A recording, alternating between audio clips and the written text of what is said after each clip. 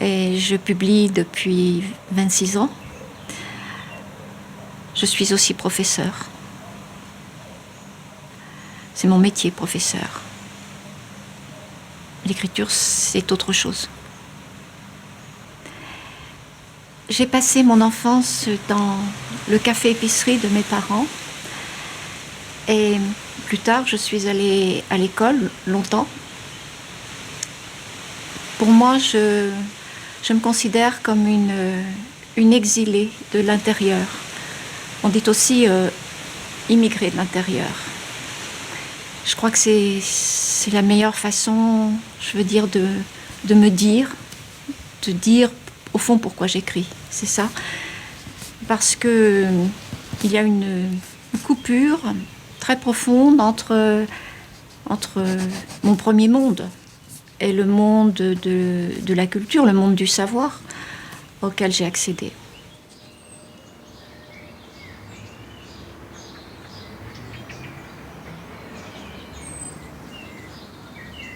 J'ai commencé par écrire des romans autobiographiques. Les 3 premiers sont des romans, c'est-à-dire qu'il s'agit de personnages qui ne se rapportent pas forcément à moi-même. Ce sont des héroïnes, des femmes. Et puis, à partir du 4e livre que j'ai écrit sur mon père, là, il y a eu une rupture totale. J'ai commencé par écrire un roman et j'avais eu le sentiment d'une véritable trahison au moment où je l'écrivais. Donc j'ai tout arrêté pour reprendre quelques années après et me fonder sur la mémoire que j'avais de tout ce qui concernait mon père. Et cela, ça ne pouvait pas être le roman. Ça ne pouvait être que la vérité. Fuir tout ce qui ressemblait à la fiction. Et depuis, je suis dans cette voie-là. C'est la recherche de la réalité. Et ça suppose forcément qu'à chaque fois, il y a une forme qui soit en accord avec ce que je fais. Et c'est ce travail-là qui est en réalité le travail d'écriture le plus important.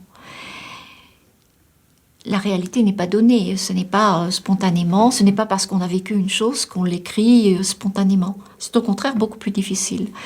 Et je suis intimement persuadée qu'il y a plus de création, au sens vraiment d'écriture, à partir de la réalité d'une chose vécue qu'en imaginant.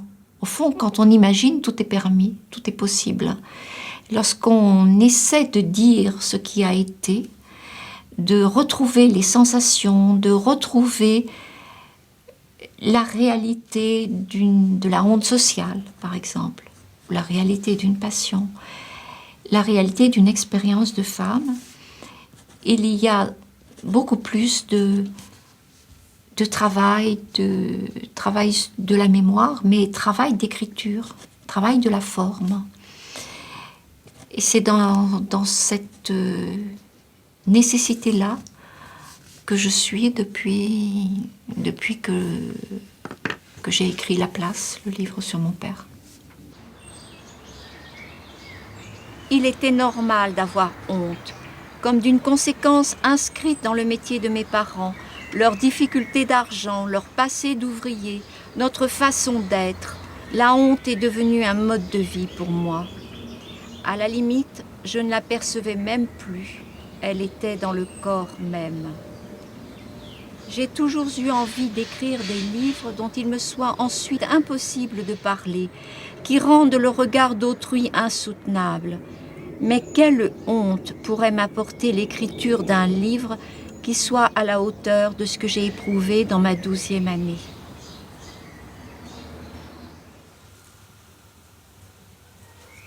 Écrire, pour moi, c'est descendre. J'ai toujours cette image-là que je descends Je descends dans quelque chose, je descends dans ma mémoire, je descends pour atteindre des choses et je dois éprouver aussi, je dois éprouver fortement la vision des choses, que ce soit de mon passé, que ce soit d'événements que je cherche à transcrire ou simplement une parole que j'ai, même des paroles que je veux fixer, et il faut que je les réentende en quelque sorte dans ma tête et que j'éprouve une sensation en même temps.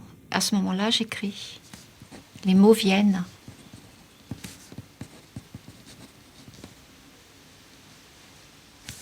Donc ça demande beaucoup de temps, ça demande énormément une sorte de concentration, un état autre que la vie courante. C'est ça surtout. Si bien que je sors de ces 3 ou 4 heures épuisée et en même temps j'ai fait mon devoir de la journée. C'est très important pour moi de faire ça, ce pourquoi j'ai l'impression que, non pas que je sois faite, mais ce que je dois faire.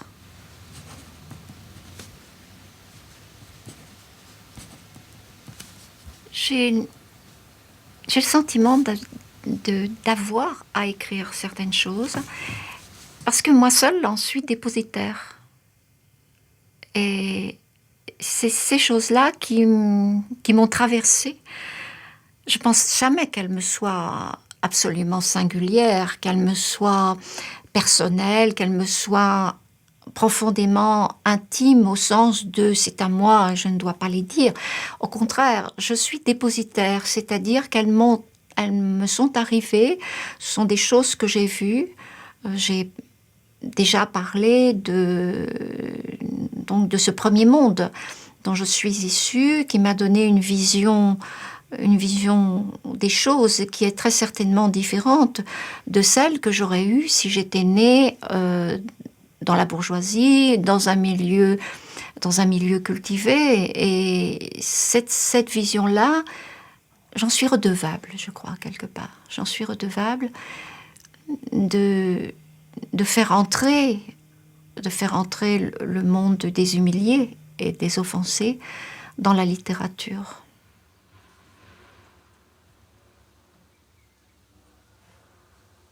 La matière sur laquelle je travaille, c'est toujours ma vie, mon expérience personnelle, mais 2 dimensions principales me requièrent toujours, c'est-à-dire l'une qui est l'injustice sociale, le sentiment des différences sociales telles que j'ai pu les éprouver, telles que je les vois aussi à l'œuvre dans le monde qui m'entoure, et une autre forme de domination qui est aussi à l'œuvre, ce qui est celle de la domination masculine du monde. Ma condition de femme, mes expériences de femme fournissent aussi le matériau de mes livres, et de faire en sorte que ce qui est une vision singulière mais partagée par plus de la moitié de l'humanité, c'est-à-dire la vision des femmes, soit d'une certaine façon universelle. Ça, c'est la première page de Passion simple. J'ai écrit cette page peut-être en 2 heures, et comme ça, avec des surcharges, des mots dans la marge. Il y a des reprises, puisque là, il y a écrit pendant 1 an, je n'ai rien écrit, et puis je m'arrête. À partir du mois d'octobre, je n'ai plus rien fait, et je rajoute qu'attendre, mais à la fin, je recommence, je n'ai fait qu'attendre des rendez-vous avec un homme. Ça, c'est vraiment le premier jet.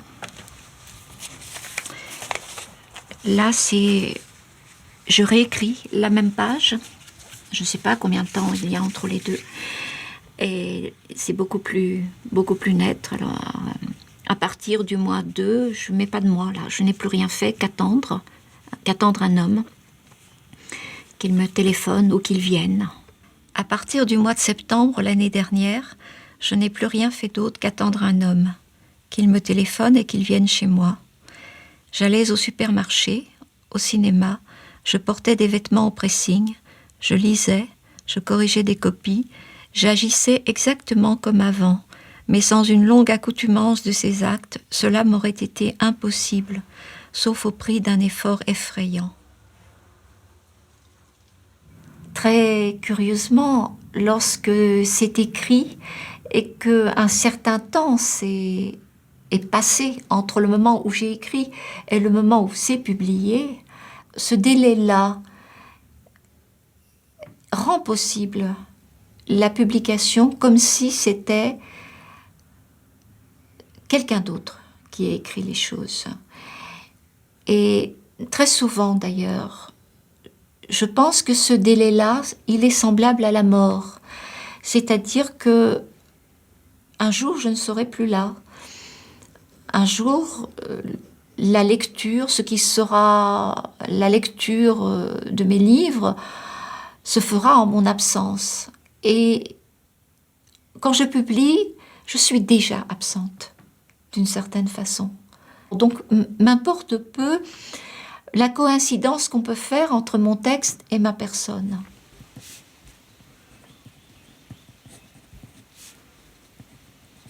Il y a une partie d'organisation de ma vie en fonction de l'écriture comme nécessité intérieure et comme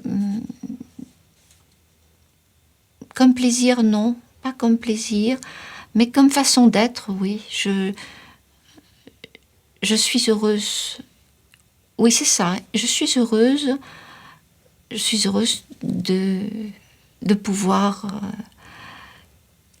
exister en écrivant. Et pas d'exister tout court. Mais exister en écrivant, c'est sûrement pour moi le meilleur.